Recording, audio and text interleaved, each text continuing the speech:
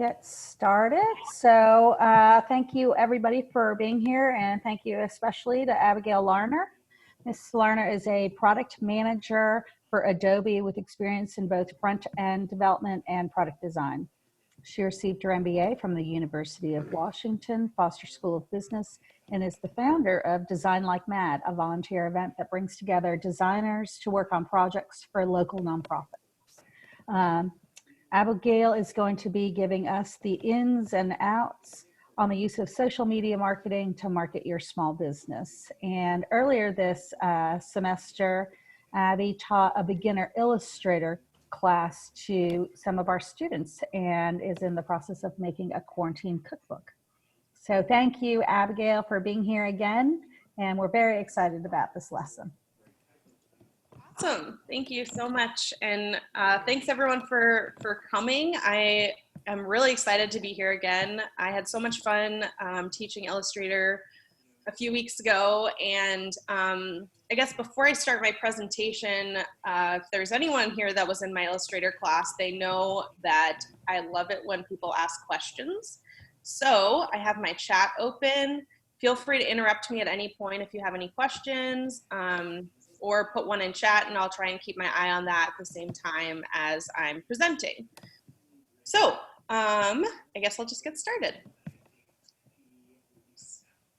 So this is going to be our little agenda for today. I'm going to tell you a little bit about myself. We're going to talk about steps to effective marketing, getting to know your customers, identifying marketing opportunities, and then we're going to do a little brainstorming activity at the end. So first, a little bit about me. Suzanne covered a lot of this. My background's in product design, which is basically designing, web applications and mobile applications. Like if you imagine Facebook or Yelp or any of those types of things, I worked on designing products like that. And then I transitioned into product management, which is more like figuring out what we should actually build as opposed to designing it specifically. So what are our customer needs, and how do we translate those into a product that solves those needs? And then throughout this entire process, I've done quite a bit of working with startups and starting my own companies. So for those of you who are looking at starting a company or who own a small business, I've been there. I know how hard it is to market and how hard it is to get customers. It's definitely one of the most difficult parts of the job. So, and then in terms of school, like Suzanne said, I am getting my MBA from University of Washington in 2 weeks. So I'm towards the end of that. And I got my undergraduate degree at University of Virginia. And this is my dog, Sully, in the photo. We'll be talking about dogs quite a bit as sort of an example exercise during this. But first, I want to give you a little bit of an overview of the process of marketing effectively. And this is really important because marketing isn't necessarily just throwing out social media graphics or putting out as much information as possible.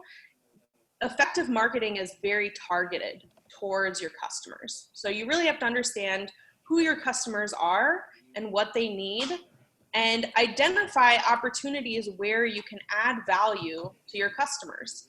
If you think about, one of the best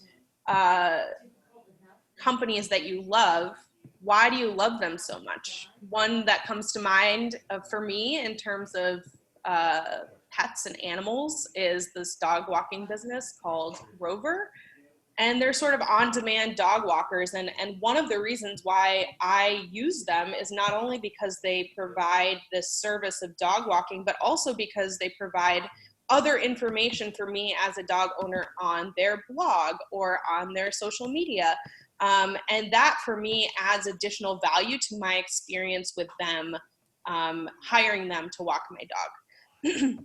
So today we're really going to be focusing on those first two points that you see there: understanding your customer needs and identifying market opportunities. And tomorrow we're going to talk more about defining your market strategy, and we're going to be talking specifically about social media, and also creating a targeted campaign. So we're going to be going through how to use Adobe Spark, which is specifically made for social media marketing. All right. Any questions so far? All right, cool. So getting to know your customers. Who are my customers? Many small business owners know exactly who their customers are, or have a very good idea, because oftentimes you're very involved with them. You're talking to them on a daily basis, and you sort of get that feedback in a less sort of, what's the word I'm looking for? Specific way. So it's not like you're specifically going out there and asking for feedback, but oftentimes you get feedback as you're working with your customers. But there are three main techniques that I use to really understand who my customers are, so that when I'm marketing to them, I'm, making sure I'm, again, adding value to their experience with me. So the first one is market analysis. The second is surveys, and the third are one-on-one conversations. And I'll get into each of these in detail to show you a little bit more about how you might go about performing these different types of research. So the first piece is market analysis, and these are some questions that I like to ask myself whenever I'm looking at a business. What is the demand for the product? So is there a desire for your product or service? If you already have a business, there probably is.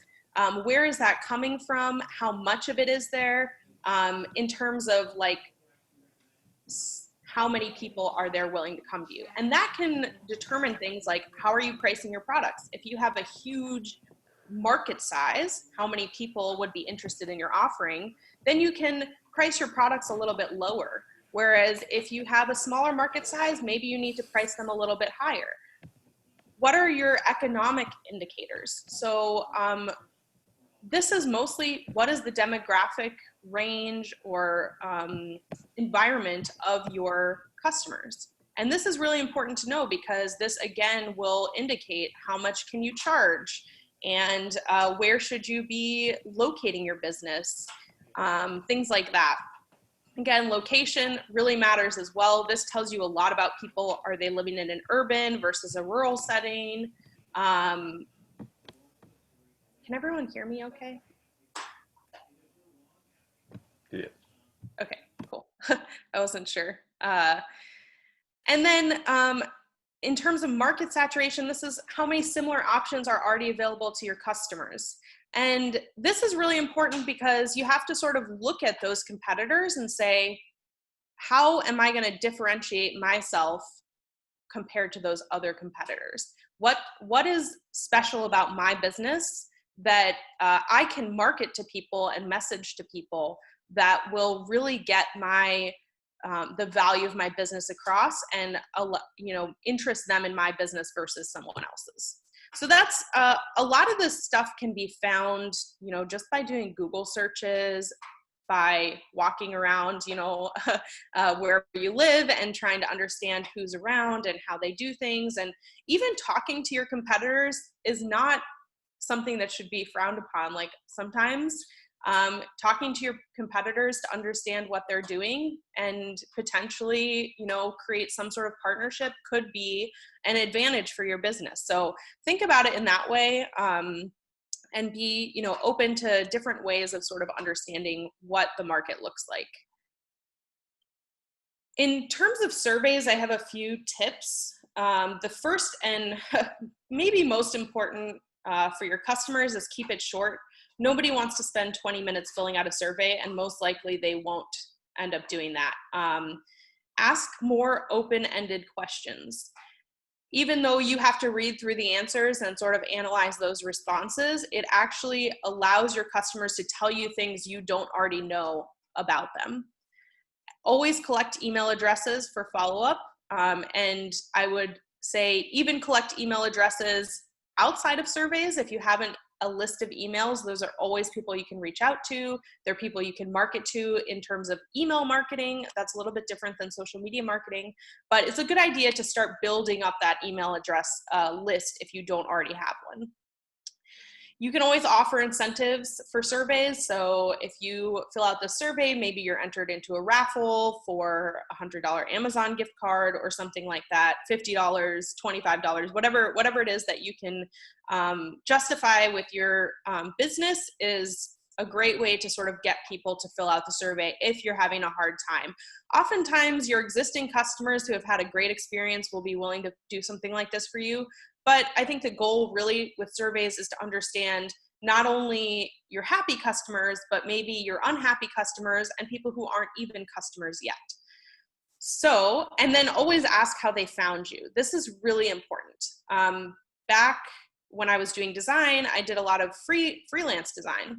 And I would get people that would come in, and 90% of my business was done through referrals. So just knowing that fact, I was able to double down on the referrals as sort of the way I wanted to direct my marketing strategy. Questions so far?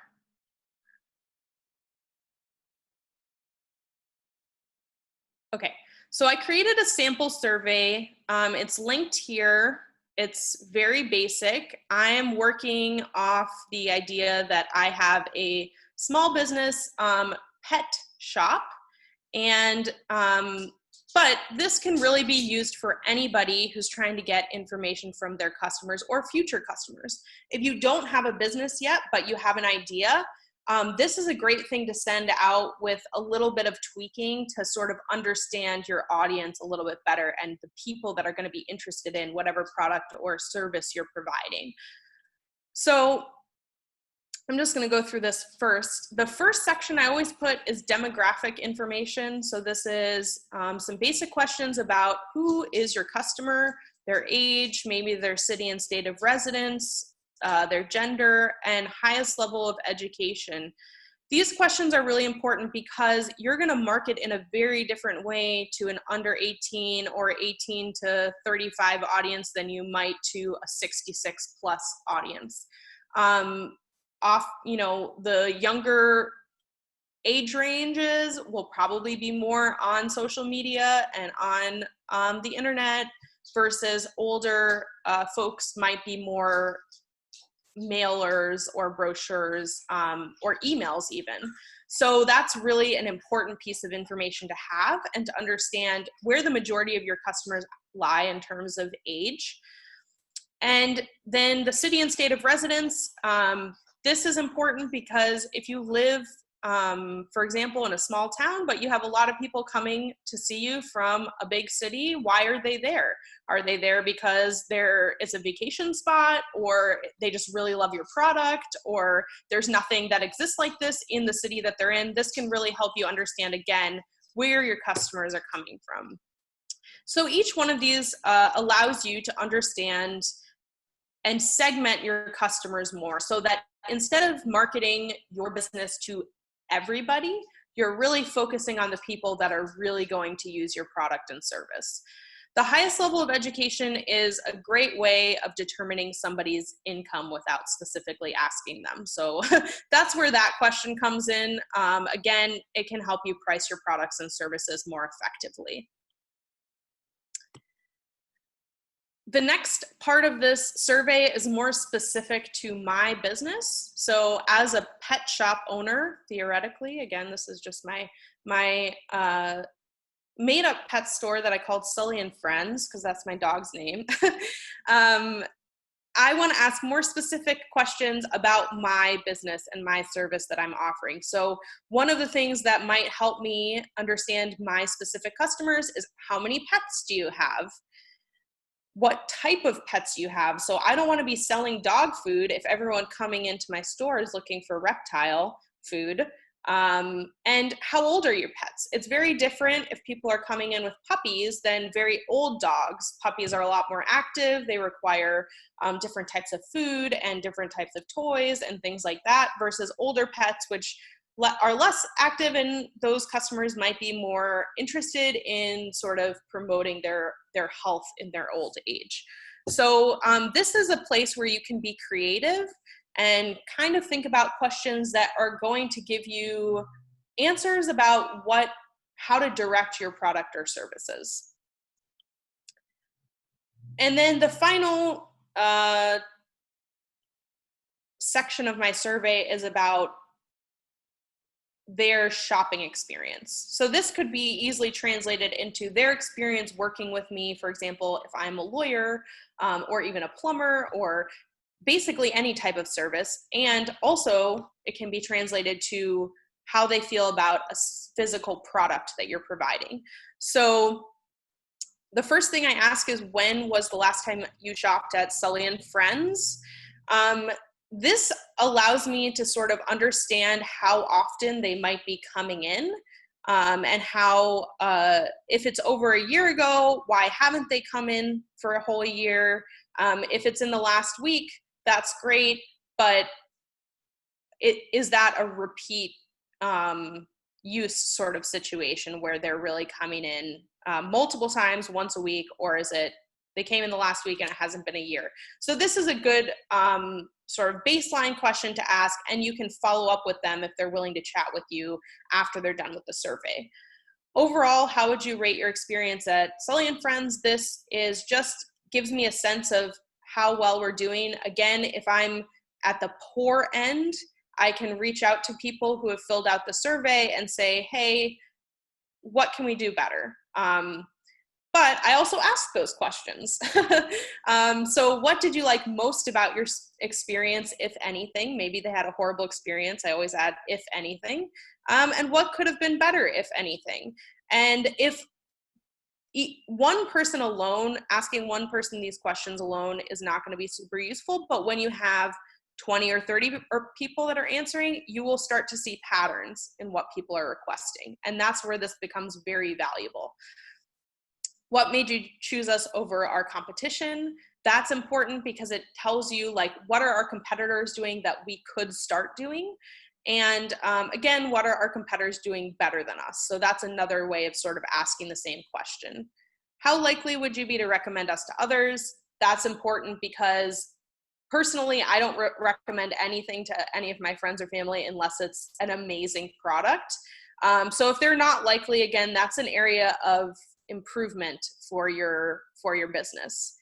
How did you find us? This is, again, incredibly important because you want to make sure that you're targeting your marketing campaigns to the right area.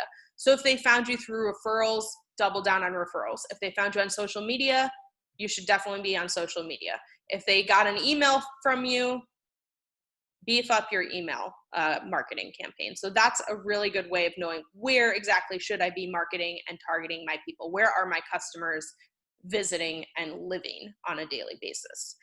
And then I ask them to include their email address if they're willing to chat more. And that's really important because the next part of my sort of marketing strategy piece is the one-on-one conversations. And frankly, these are the most important conversations that you can possibly have. The surveys are great, but people tend to be a little bit vague.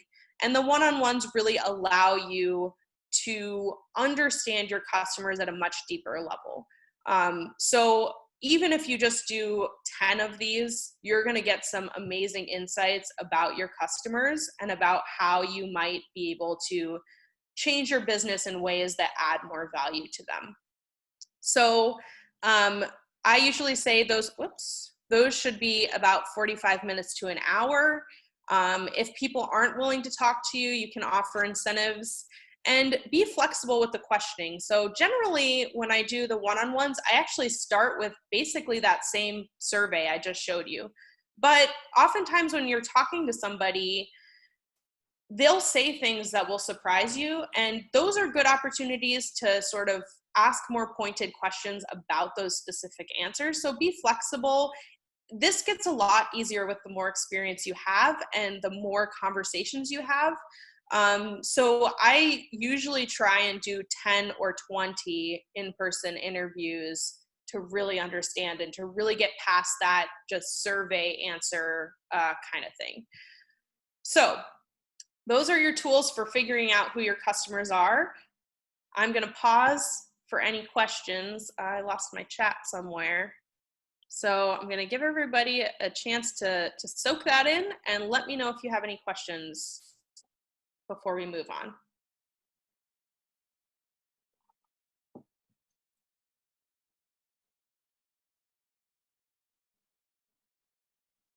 All right, I'm taking that as a no. Okay, so what do you do with all of this information once you have it? Because you're gonna have notes from your one-on-ones, you're gonna have market research, and you're gonna have sort of this amazing survey responses. By the way, I used Google Forms. I really like Google Forms. It's easy to set up, it's free and secure. So that's generally the tool that I use for surveys. But there are other options out there too. You can Google them. Some of them are paid, some of them are free. They offer, you know, different services and things like that. But I tend to use Google Forms. So what I do next is I take all that information and I synthesize it. And I say, okay, who are my main customers here? For my pet shop, after doing all of this research, I found out I had 2 main customer personas, is what they're called. And basically these personas encompass everything about a specific customer. So I have, and I've even given them names and I give them little taglines, and that helps me really personalize these people. The names don't have to be real. These aren't real people, but when I'm looking at making decisions for my business or marketing my business, I want to say, is this marketing campaign going to attract Jacob, the family man, or Isabel, the adventurer? Because from my research, I've found that those are the 2 main customer groups that are really loving my product, as opposed to trying, like I said, to market to everybody. So I put basic demographics. Jacob, for example, is a male, he's 45, and maybe this is information that I found from a survey. I've got a lot of 35 to 55-year-old males coming in, and so this is a good demographic for me to try and target. He's married with 2 children, so this is a family situation. I have some maybe level of income, and I know he's living in a rural location, and maybe he has a master's degree. So the more important piece of this, that's somewhat important, but really a more important piece is, what are his goals and challenges? He's looking for fun family activities to do with their dog. He doesn't really have time to juggle children and puppy training, and he wants to support local businesses, but it's also looking for value. So what that tells me is I can say, okay, that tells me a lot about him. Number one, it tells me how I should be marketing my product. Maybe I should be marketing dog toys that are also training tools. Or maybe I should be marketing toys or harnesses or, you know, life jackets so that he can bring his dog on the boat with them. And also, I know he wants to support local businesses, so maybe I can really double down on the fact that I am a local business in my messaging, and also really add that piece, that value piece. So maybe I'm giving him coupons or something like that. We'll get into that more. But I did the similar thing for my second persona over here for Isabel. I'm not going to go through that. But that's sort of how you create a cumulative person from all of this information that you have collected. And this is really important, like I said, because it allows you to be more targeted about your marketing, which will make it more effective. I'm going to pause there and see if anyone has any questions.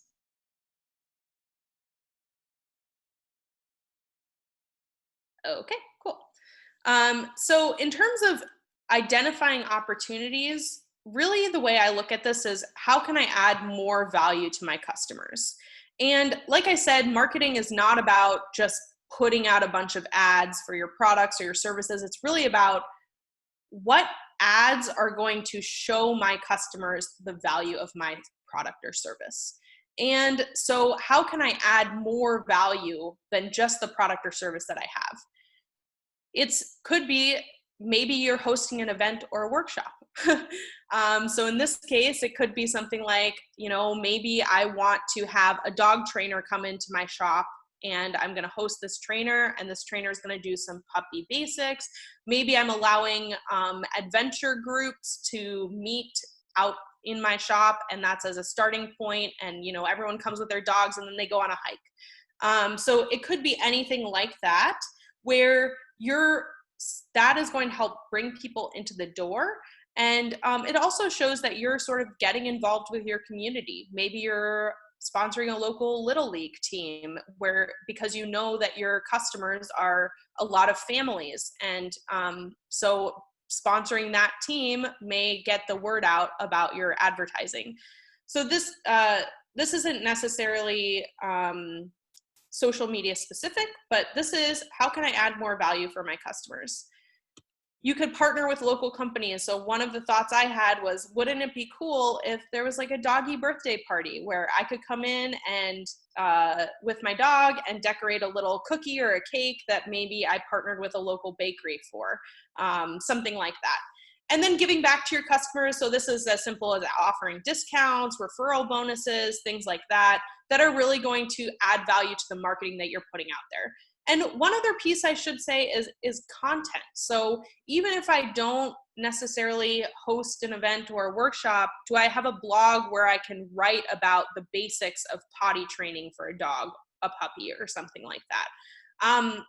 Blogs, just a quick note on that, I would maybe be careful about blogs, because what you don't want to do is create a blog, write one post, and then have it sit around for a year. That doesn't really look great if a customer comes to your blog and they're like, oh, they haven't posted anything in a year. If you're going to post, I would say at least once a week or once a month at the least amount, then a blog is a good idea, because it does add that value to your customers. And it's an additional thing that you can market that will bring people to your website or potentially into your physical space. So anyway, that's really the identifying opportunities part of this is just how can I add value to my customers? And now we're going to get set for our brainstorming activity. Questions before we start? Okay. So I'm going to ask you a series of questions, and I'm going to give you some examples. This is where your pencil and paper comes in hand. This brainstorming activity should work. Even if you don't have a business, there's a couple things that you can do. You can either, choose Wakefield as your business and then send Suzanne all your awesome ideas at the end. Or you can pick your favorite business and do this as an example for them. Or if you have a business idea, you can also use that. So this is really essentially what I just walked you through without any of the specific survey answers or things like that. So we're going to get started. The first question is, or the first thing is, and these are timed. The reason it's timed is because really you want to write down as many possible options as you can, and in 3 minutes. And what this will help you do is just get all of your ideas out there. And really, this is not an editing phase. You shouldn't be like, well, maybe I can't market to cat owners because I'm a dog shop. No, write every single thing down that you think of, because in the future, maybe you are going to market to cat owners or reptile owners. So this is not an editing phase. This is a brainstorming phase. Write down everything you possibly can. The first step of this is to write down all the possible customer segments for your business. So for the dog shop, that was outdoorsy dog owners, first-time dog owners, families with dogs, and I could go on and on and on. I only wrote 3 examples, but I think hopefully y'all get the idea. So I'm going to start the 3 minutes and let you get your brainstorm on.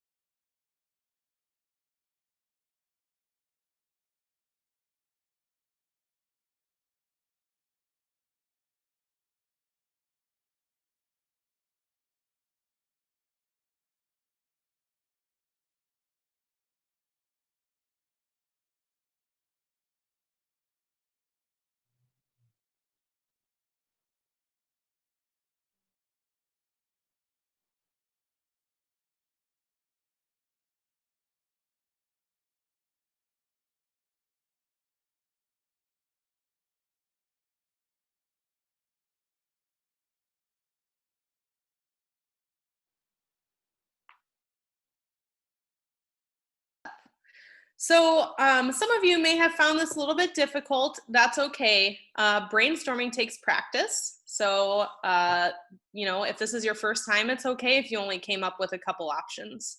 We're going to move on to the next question, which is choose one of those groups and maybe the one that you think is probably going to be your biggest customer group, and write down all of the problems that they might have. So you'll have another 3 minutes. And for example, I did first-time dog owners as the group that I chose, and my problems were I don't know what to feed my dog. I don't know how to potty train my dog, how to introduce my dog to other pets, keeping track of all necessary vet visits and vaccines, et cetera, et cetera, et cetera. You can see I came up with a huge list, and there's probably even more than that. There definitely are.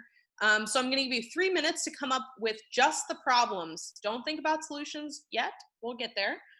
So just the problems, and I'm starting the timer now. On to the next piece of this, and I'm going to shorten the time just a little bit because I know we're kind of running low, but you're going to choose one problem that you wrote down and write all of the possible ways that you might solve it. So what activities can I do with my dog is the one I chose, and I said, okay, new dog owner play group, sponsor a play session at a local doggy daycare. This goes back to how do I add value to my customers? So I'm going to give you 2 minutes this time, and your time starts now.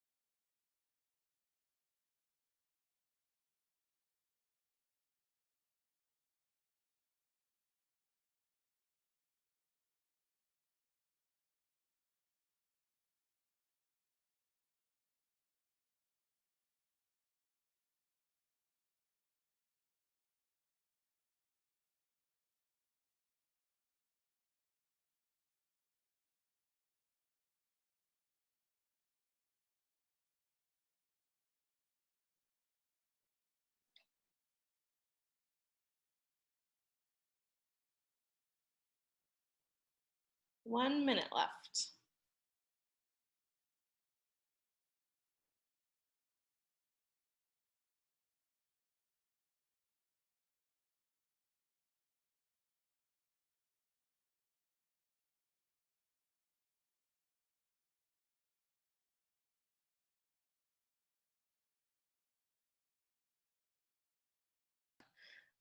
The last piece of this, and I'll give you 2 minutes, is pick one idea, and maybe instead of coming up with 3 messages, come up with one message that you think would resonate with your customers. So I picked, I'm going to host a doggy party and partner with a local bakery, And so I came up with 3 options. My first, the main tagline is Pupcake Decorating at SNF.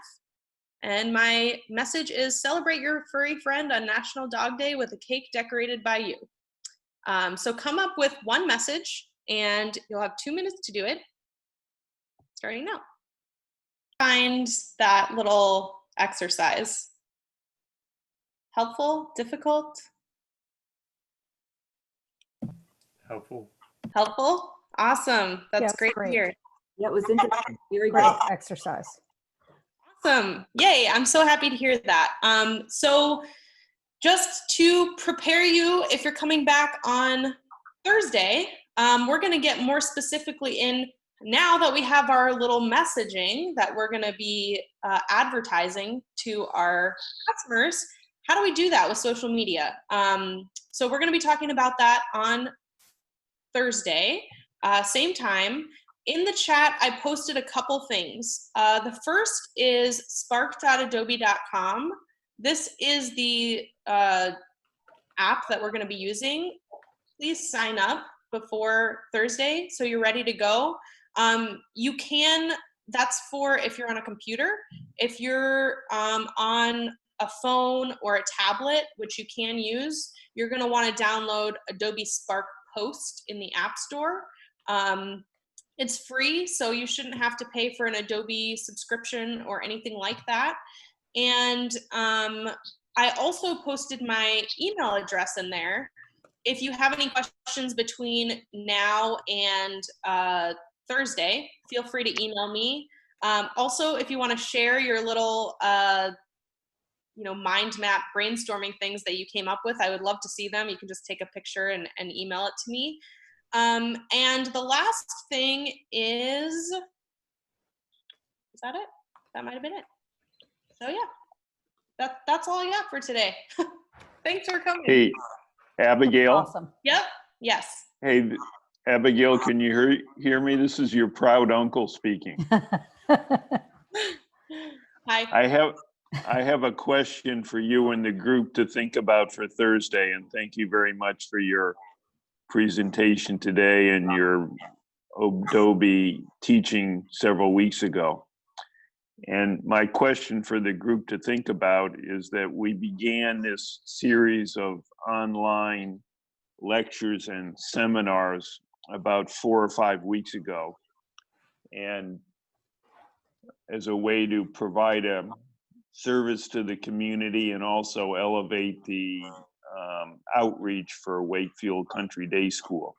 And so far, there are 2 statistics that I think are relevant at the beginning, and that is our attendance ranges from about 20 to 35 people per seminar.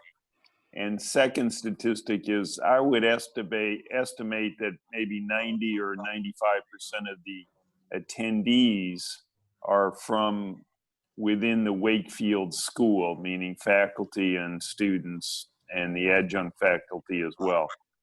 And our original goal had been to, broaden our reach. So I'd love to hear your thoughts and thoughts of others about how we might drive the attendance to somewhere around 50 to 60, and how do we get more non-Wakefield people to attend? We have taken out full page ads in the newspaper, and we have it on the website, but we would love to do those 2 things as a simple business puzzle or proposition. How do we get the attendance to, in essence, double, and how do we dramatically increase the non-Wakefield attendance? So with that, I say again, thank you, and I'm looking forward to seeing you when you come east in mid-June. Thanks, Uncle Paul.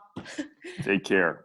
One last little note for Thursday is we will be using these messages again. So if you're happy with yours, hang on to it. If you want to keep brainstorming, go ahead. The more the better. And yeah, see you Thursday. All right, Abby, thank you so much. So we'll welcome everybody back here on Thursday at 10:45. And I did download the sorry about that. software yesterday. It only took a minute and it was very, very simple. So all ready to go. Great. Thank you, Abby. Bye. Bye-bye. Bye. That was great. Bye-bye. Thank you.